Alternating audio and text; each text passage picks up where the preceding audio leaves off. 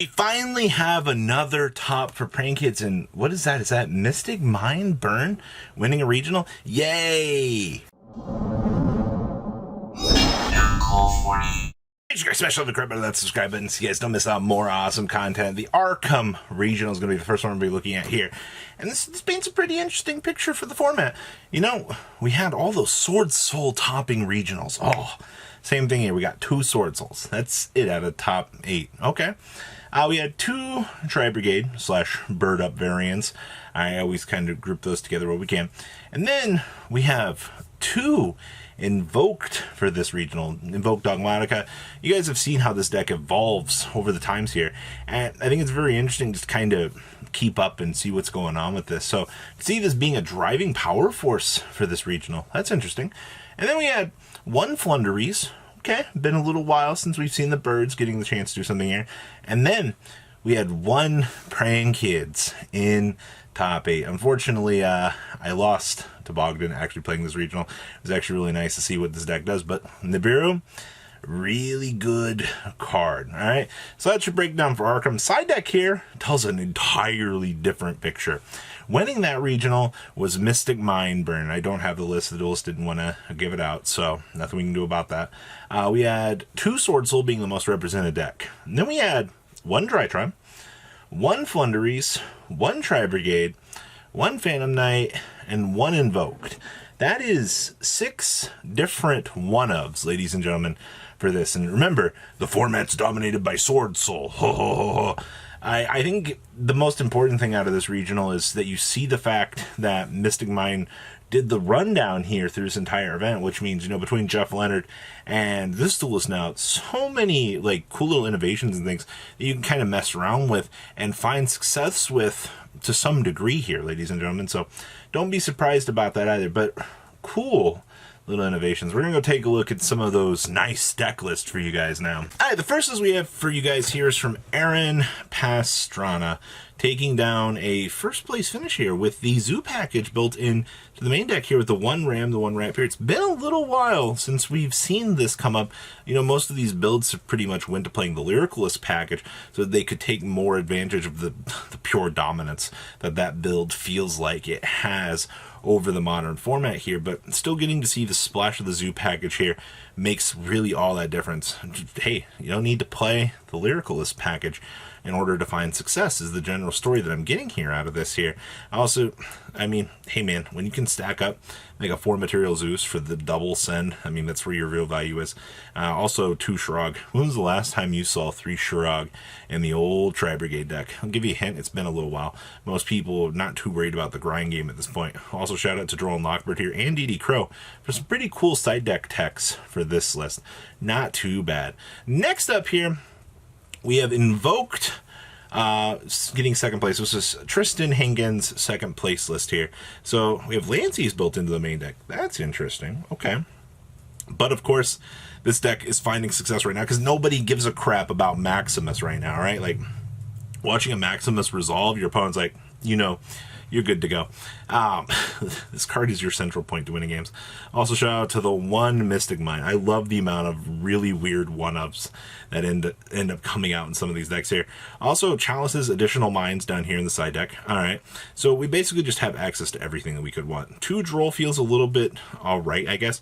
I do like the split 2-2 here, at least for the hand traps. You know, maybe you didn't want to see 3 of a certain one in a matchup. That's perfectly fine, all right? You have access to pull whichever one of these that you need to see, all right? So that's the 2-2 scenario on that. And shout out to Pot of Prosperity being probably one of the best cards for this deck now too for searchability. Next up here we have another Tri-Brigade deck. Oh, look guys, it's another we're not playing with bird up stuff here. We're on 3 cats. It's fine. I see that we have the crossout designators built into this one. So this is also going to tell a little bit different of a story from what we're used to seeing at this point. You know how players really were like, oh, crossout's so bad. Well, this duelist said, you know what? I want to play crossout today, and it looks like it ended up working out for them. Okay.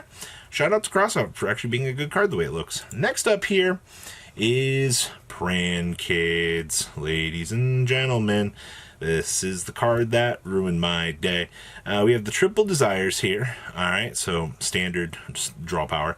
Double Roxy's. This has pretty much become normal at this point. While Roxy's is a very good card for this deck, it just feels very underwhelming to play 3 of it. All right, we're actually maining the skill drain as well. This is actually an interesting slot here. I don't know. I actually didn't expect to see skill drain in Praying Kid's main deck. I'm used to like seeing like TC Boo and things in here. Also the double Thunder Dragon fusion, so you can step on into the big Battling Butler here, so you know you can trigger off your thing. I mean, understandably, the value you get with this now that, you know, Mr. Meow Meow is limited to 1 is unfortunate, but you kind of have to find ways to adapt. And of course, we have the talents here to play around the hand traps, all that easy peasy stuff. So that is standard Praying Kids. All right, next up here is another invoked Dogmatica list. And I swear, man, all of these invoked lists out here, so good. This one's playing the TC Boo. No fun allowed for your opponent. It feels real good when you control this. Of course, standard Maximus shenanigans. Double Nibiru built into the main deck. We have Pankratops going second. And of course, this player chose to have the D barriers ready up to call Fusion to have no fun allowed from the opponent either. Alright, and then the last list I have for this regional is Flonderies. We're playing set rotation here. Okay. This is going to take advantage of the Samorg package here as well. And just little shenanigans here. I'm actually surprised we didn't try to like get cheeky here and play like a Mystic Mine or something in this deck, just so that you can try to play around interactions. But just having another access point to map is pretty much why you're going to win a good majority of your games. We've seen this every single time, but map is probably the best card this deck has going for it. So it wraps up your little experience for Arkam. Now over here on the side deck, we have Sword Soul getting second place here. This is Spencer Codison's second place list. So yeah, we're on Triple Heavenly Dragon Cycle. Honestly, man, every build is so much different, man. At least we have the Draco Masters of the Tinny here. Like I said in the past year, it's either you're going with Vassals, you're not going with Vassals. You've got so many options available to you for what you want to do with this deck. It's actually kind of interesting at the end of the day just how crazy this works. Next up here is Drytron. Now, this Drytron list is actually playing a sub-built-in package of the Botto Buster and the Unlocking. So when your opponent activates a spell or trap card, well, you control a Magic Key Ritual monster or a Magic Key monster special summon from the extra deck. Negate that activation if you destroy that card, then you can declare 1 attribute. And do for the rest of this turn, all face-up monsters your opponent controls becomes that attribute. So basically, you get to play the game with the opponent having to deal with Botto Buster here, getting to literally add this from your deck to your hand so you can set up for a potential attribute change on the opponent's field. This will really mess up your opponent in some scenarios. But hey, man, having the ability just to have another searchable counter trap card at your disposal for literally free. By the way, this is totally searchable. Alright, that's probably the one thing I love most about Drytrons. They bring out the best in searchability, guaranteed. Next up here, we have more Flonderies. Now, different story here. I see that we have the built-in Dark World No Mores. We have, of course, the cross-out designator, so we can go second here. We have one built-in Mystic Mine. You ever just cross-out designator the Mystic Mine?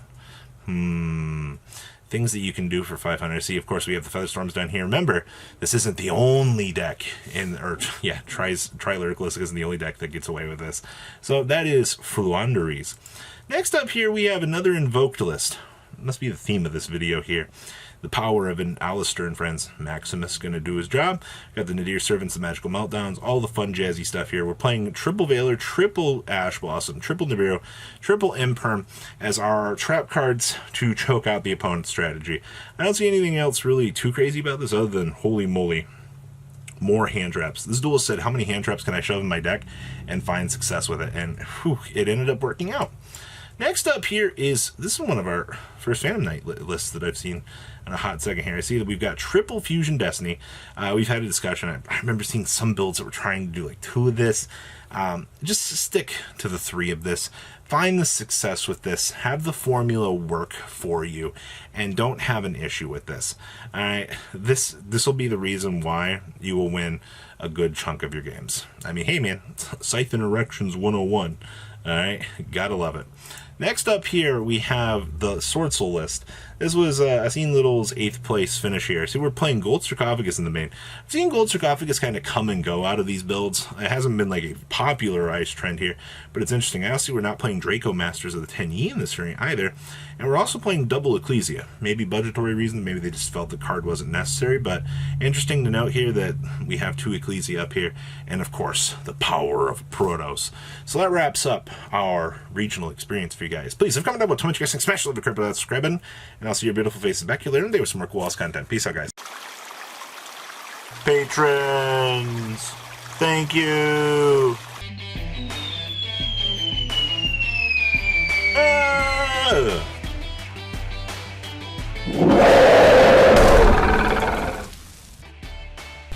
Thank you so much for watching. Check out these other videos.